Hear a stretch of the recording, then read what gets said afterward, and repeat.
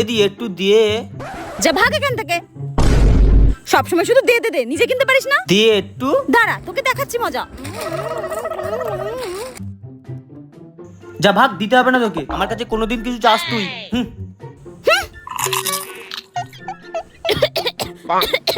ঠিক হয়েছে, মর।